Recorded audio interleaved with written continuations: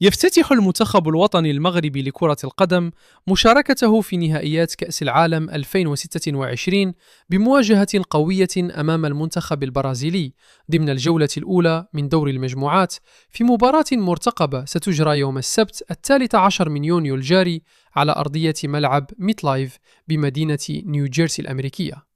ومن المقرر أن تنطلق المواجهة في تمام الساعة 11 ليلا بتوقيت المغرب، وسط اهتمام كبير من الجماهير المغربية التي تترقب الظهور الأول لأسود الأطلس في النسخة الحالية من المونديال.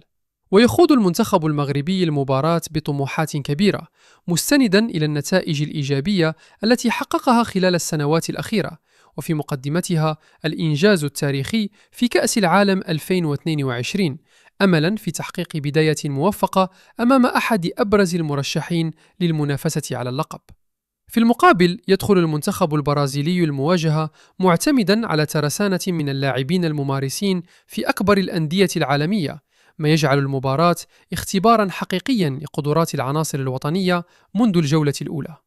وعلى مستوى النقل التلفزي، سيكون بإمكان المشاهد المغربي متابعة اللقاء عبر البث الأرضي للقناة الأولى وقناة الرياضية، بعد حصول الشركة الوطنية للإذاعة والتلفزة على حقوق بث مباريات كأس العالم أرضيا داخل المملكة.